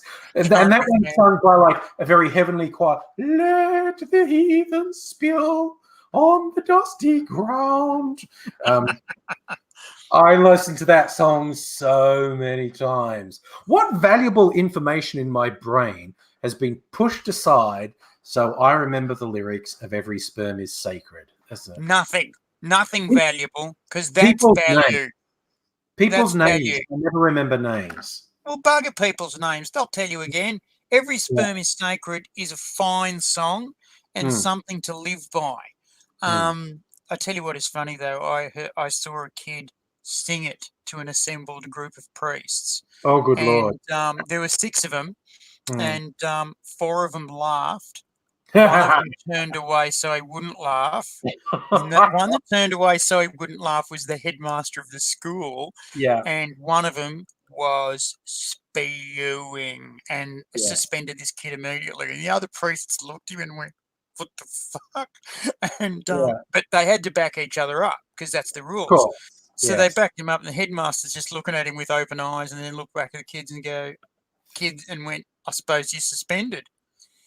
Don't come back for 3 days. And he said it very fast. And basically one of the other priests said, go now.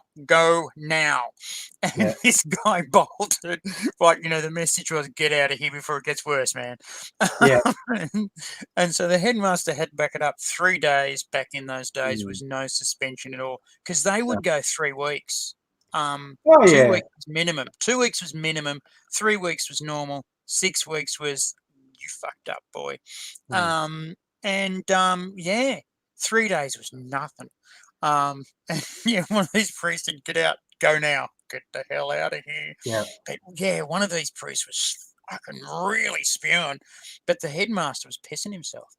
So yeah, they enjoyed their Monty Python. I reckon they just all went. Definitely. I They all mean, just went, which day are we going? Saturday? Yeah, we got a gig on Sunday. We've all got a gig on Sunday. yes, yes, yeah. Shall we meet Sunday morning at 9:30? No, I'm busy. No, and so are you. You're busy too. Am I? Yes. You're going out to Goulburn. Oh yeah, that's right, I got a gig. Flashing back on Terry Pratchett again, I don't know if you remember the opening to Weird Sisters. That's the witches modelled on the Macbeth witches, and it actually starts with one of them saying, "When shall we three meet again? By thunder, lightning, wind, and rain." Brief pause. Someone goes, "I can do next Tuesday." Oh, Tuesday's no good for me. Can we do Thursday? Yeah, it was hilarious. I remember that bit. It was most really good satirists and humorists can do a thing like do either a serious or a recognizable setup that you expect to go in a particular way, and they just completely undercut it with the unexpected absurdity. Absolutely. Just fantastic. Pratchett was a master of it. You know who else was good at it? Was Douglas Adams. He was really good at just throwing in a surreal non sequitur into the second half of a sentence.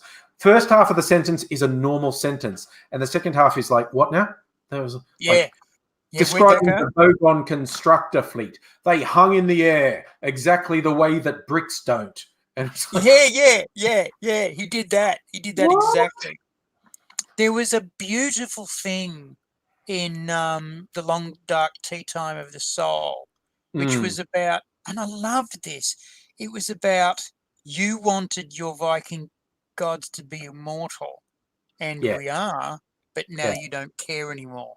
And so what do? If you're an immortal, you don't have a passport, you don't have a birth certificate, and you're an immortal god with powers that you can't show because everyone will see you and you will basically be hunted down. And so it was a wonderful thing. And then at one point, these all these bums turn up at this particular abandoned railway station, and one of them turns the world a billionth of a degree, and then all of a sudden they're in Valhalla. And I love that thing about, and there was another one, hiding behind a molecule. Yes, you have to flip behind the molecule, yes. Yeah, wonderful idea, this wonderful image of it's all in a different dimension, but the other dimension is just there as long as you can see it. Yeah, there was that parallel because they were like these piss-soaked bums, homeless guys.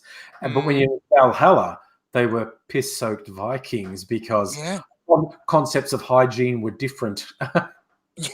Back then. And the serving wenches were plentiful. Wonderful. Very different to the latest movie adaptations. Do you Vikings? That was a weird thing. There was a 2-season TV adaptation for one of the streaming services, I think. And it really just took the name Dirk Gently's Holistic Detective Agency, and then the rest of it had nothing to do with Douglas Adams' books. It was pretty good.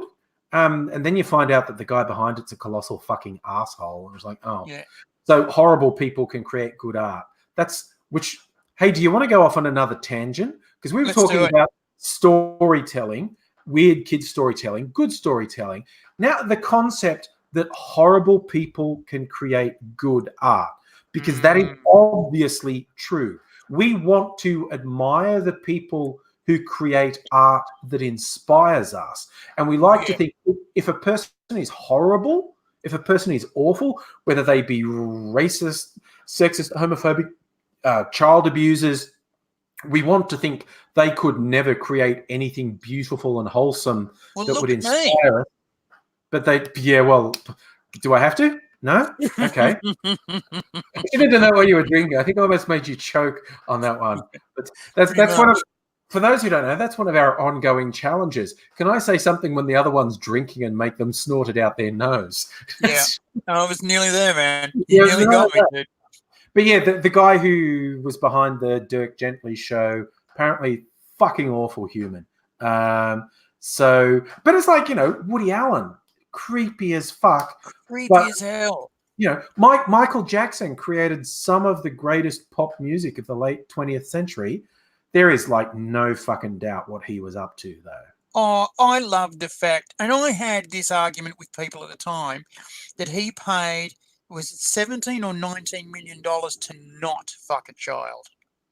Yeah. That's a lot of money to not fuck a child. Yeah. And, you know what I mean? Oh, absolutely. Yeah, none of it adds up. But and there are so many of them. Here's the slight wrinkle on this. Not just that terrible people can create inspiring art, but you also get, I think, on a similar thing, you get people who get upset if the art, and this is normally performing arts, but it can be the written stuff, if they can't see a positive moral value in the art, they get really upset. It's like the recent Joker movie. You basically, the way they've done it is you're meant to sympathize with Joker, who's a fucking awful homicidal maniac by the end, but they've taken a really different angle with it, and I think they've done it quite well. But you get all these people up in arms. You can't try and have me empathize with the Joker because the Joker's bad. And it's going, well, this is just trying to put an idea into your head. In what circumstances could a person who's not necessarily bad turn into that? Yeah. And as the great line, he says, like, what do you get when you fucking throw a mentally ill person on the street and take everything good away from them and give them no support? You get what you fucking deserve. You do, don't you? Well, look, it's just like that bloody comic book, The Killing Joke. One bad day. Yeah.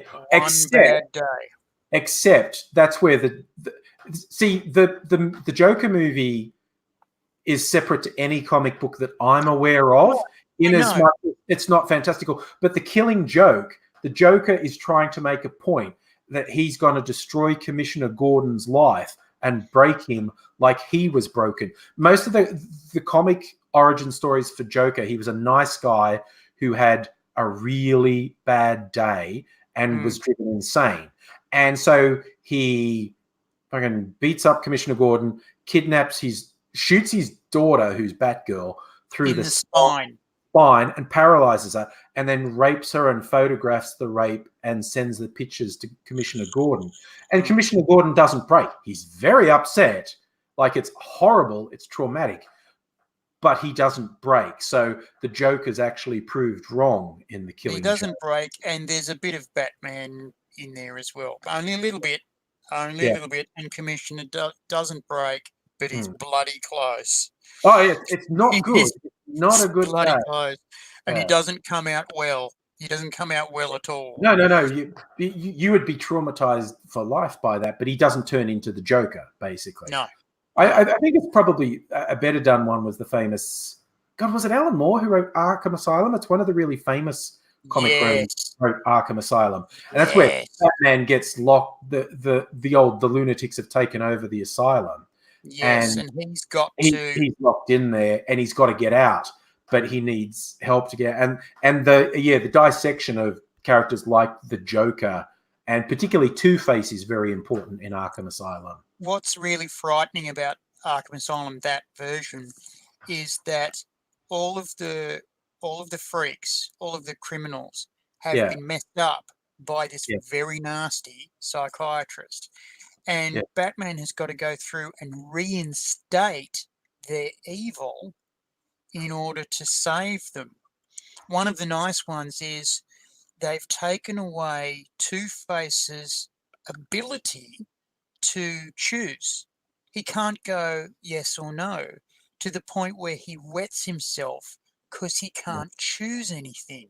Yes. And so Batman has got to reinstate the scratched coin for Two-Face. He's got to rebuild the yes or no, and that happens over and over again. Yeah, the psychiatrist doesn't want him to do it because he's going, no, I've got him, like I've given him dice. He can now make up to 20 choices and whatnot. And it is, look, spoiler alert, this is a 30-year-old. I looked it up. It's Grant Morrison wrote it. And it's got the really amazing artwork by Dave McKean. This is Jesus Christ, 30-year-old comic. So I don't feel bad about giving a spoiler. At a critical moment where Batman says, no, Harvey, I'm giving you the coin back. You get to decide now, do I live or die? Heads, I live. Tails, I die. It's in your hands. And the psychiatrist is all pissed off because he's like, okay. And Harvey goes, no, this is the right thing to do. And flips and just goes, your lucky day, Batman. Out you go. And Batman leaves. And then you see Harvey look down at the coin and it's the scratched face. It's the scratched face. Yeah. Harvey did make the choice. Harvey went, yeah, let's do the heads or tails. By the flip, he should have killed Batman, but he just went, your lucky day, Batman. Out you go. And he's got his choice back. And he chooses again. Yeah. And there was this wonderful, wonderful, wonderful scene at the end when he's talking to the Joker and the Joker sells the joke. The two crazy men are getting out and they've got to cross this wall. And the first one says, it's okay. I've got a torch. We'll go across that. And then I'll shine my torch and you go across. And the second guy goes, no way. Why not? Because you'll turn the torch off halfway through. And then and the Batman laughs. He just gives it a little giggle. And then the Joker says, don't worry, big guy. If you ever need us, you can come back here. Yes. If you ever need to, you can come back here. And it was just two friends. And the Joker was being really compassionate and he meant it. And Batman took it like he meant it. And then then Batman gets out and that's the end of the comic. But it was really full on. It was really very, very telling. I forgot the other really beautiful bit about Two-Face because the other thing the psychiatrist did was reconstructive surgery to make both sides of his face look the same. And that was the physical reformation. And then the doctor was convinced he'd done the mental reformation of Harvey and released him and said, and he will commit crimes no more. But lo and behold, Two-Face out on the streets starts his criminal gang again and he's behaving. He's doing the coin toss thing.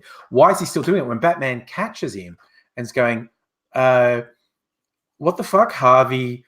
I thought you were better. Like, I thought making your face the same, you said that made you better. And then you saw it from Two-Face's point of view because he was so mentally broken and people said, we've made your face all the same. He thought they just scarred up the other side of his face. Everyone else saw a restored face, but what Two-Face saw was a completely disfigured face, and that actually pushed him further over the edge. And that was where the doctor fucked him up because the doctor thought, I've cured you, I've made you whole. And Harvey going, you've made me a whole monster. But we also find out right toward the end of the comic that the psychiatrist is deliberately fucking up these individuals. Is deliberately sending them right over the edge because she was hurt by one of their associates or something, but she's deliberately making them so broken as a revenge thing. And there's a few different criminals that she's really hurt. And Harvey was particularly one of them, and she destroyed him. He took his choice away. Harvey burnt himself again or something. I don't remember exactly what happened, but that really pivotal bit where you find out that Harvey thinks his entire face is disfigured rather than his entire face is restored. She's just going like, and that's what Batman is so upset at that point because he's like, oh, that idiot doctor said they'd fixed you, but they actually completely fucked you up. They've broken you, And Batman has to go into Arkham Asylum because I think it was because there was a few guards didn't come out and they should have come out and there's no trace of them. And that's bad because there's always a trace of them if they get killed or something, there's always a trace, but now there's none. And he's going, no, that's bad. And just to get back on topic, it always surprises me that your comic book villains and heroes are very much like your fairy tale villains and heroes. Yes. What you've got is your old gods being today's devils. You've got your old. If you think about organised crime in the old days, what it was it was local people from minority groups who were creating societies that would help the ghettoized immigrants of those places. They would always form helping societies. The Dons would always help little Mrs. Old Woman out of a problem, or Mr. Guy who needed a loan. And they'd financed all this by attacking people that weren't of their tribe. Okay. So then later on, you get either the new, white guys that become the majority, and then the old guys who were helping things become the devil. They become, the terrible syndicate, organised crime, and aren't they bad? Well, guess what? The police are just as bad. Just as bad. And then you get the new police come, and the old police are very bad. They're the old devil. Then you get the DEA come, and then the old FBI are very bad. And then you get, and it goes on and on and on and on, and the old criminals are the old gods. And your comic books have this same sort of thing. The Joker's a great example. He was just a nice guy that was damaged, and so he's now the new devil. But there's newer devils. It's this great animation.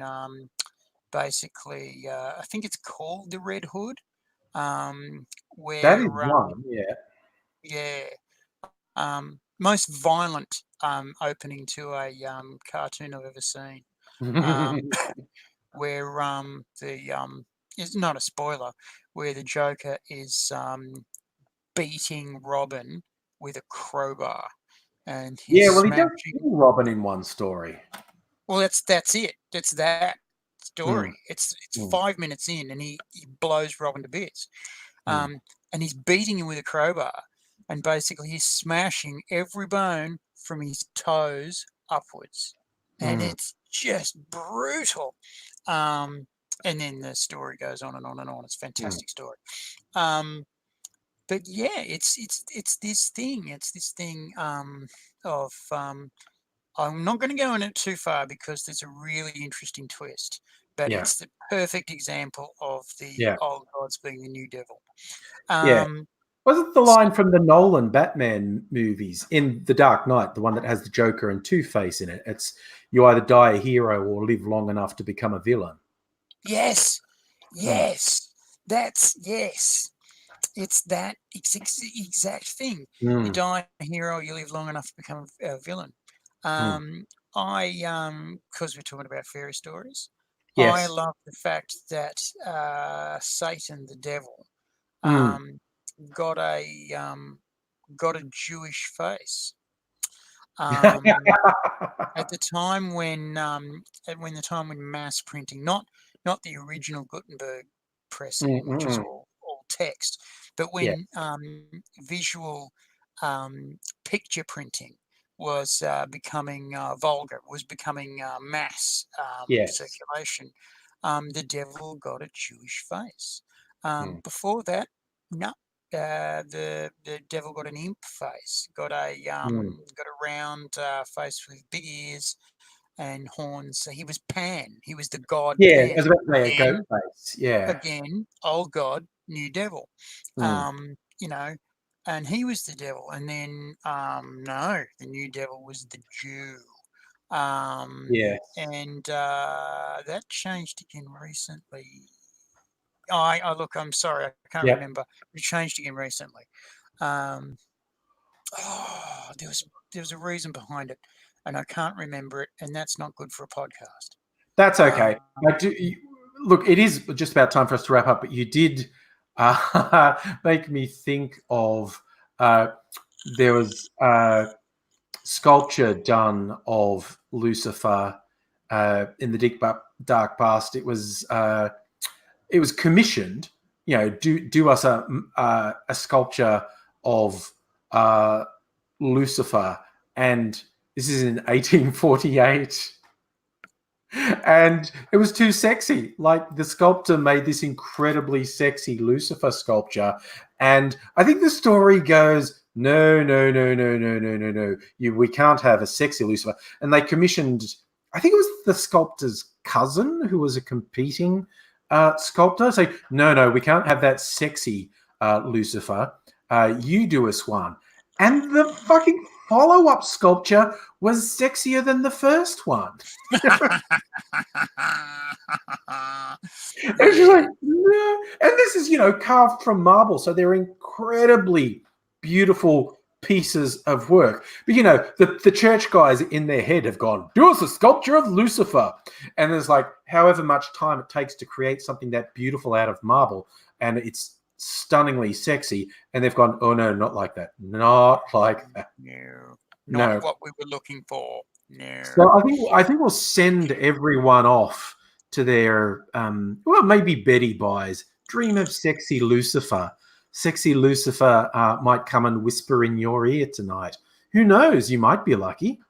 He doesn't come and whisper in my ear. He basically drags me out and takes me on the street and says, you keep sucking until I get my money. More money, bitch. That's what sexy Lucifer does to me. Doesn't whisper in my ear, shouts. But he might whisper in your ear. He might whisper in my ear. Different strokes for different folks, as the saying goes. I can tell you all about that. I know about different strokes. I'm sure you do. That's a talk for another time. But I hope you've enjoyed this little talk. We've crossed a few things, but I think we all agree, storytelling is a very powerful thing. Thanks, guys. Thank you for letting us be on your device. You really are brilliant. Hey, when you get a chance, subscribe to Angry and do a like thing because he likes you. And if we're a podcast, give us lots of stars and tell 6 of your mates to watch us and listen to us, or mainly Angry because he's nice. I'm just dragged in again off the street. So thanks again. Do nice things for Angry, and I hope you have a top time. Yeah, and as AIDzee says, you can get the podcast on multiple platforms. Hope you subscribe on the platform of your choice if you find it. We put the videos up on YouTube. You can subscribe there. If you ever want to find out what's happening, look for Angry Aussie on the various social medias. It's almost certain to be me. And we hope that you spend some time with us again in the future. But we will say bye for now. Have the very worst one. Bye. Bye.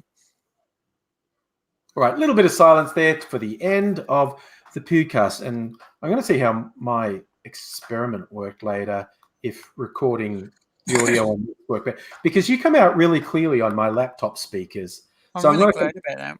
I'm going to compare the audio from the live broadcast video with the audio from this little beast. Hey, thanks, people who are watching us. You're nice. Yeah.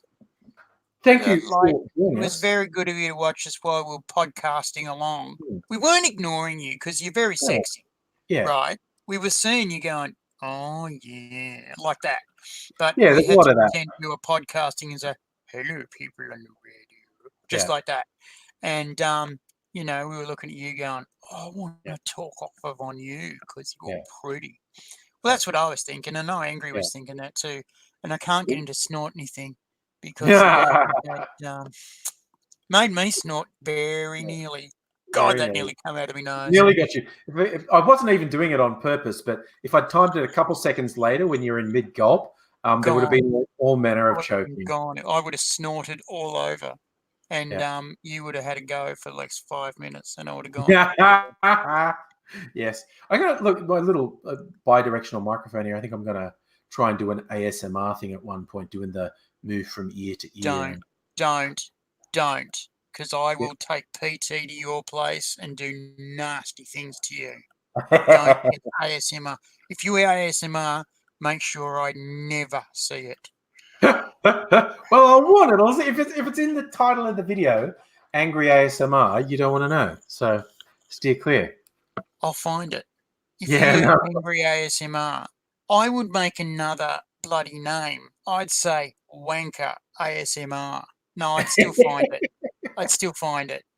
Yeah. And I'd go kill, kill, kill again until the black mist clears, until I'm crying red blood of I need to kill every ASMR. Do you know what I think of when I see ASMR? What do you I think of? think of those Zen rock pools, you know, where you get the raked rocks, raked stones around the rocks. And I think I'd love to lift up one of those rocks and squash an ASMR person and go, listen to the sound now. Well, now we've left people with that wonderful image. I'm going to say goodbye to the people in the live stream as well. Thank you all for joining us. Thank you very much for letting us be on your device. You really ruled, and you were so patient. Thank you very much, people. You're great. We'll see you again during the week, I imagine. So bye for now. Bye for now. See you.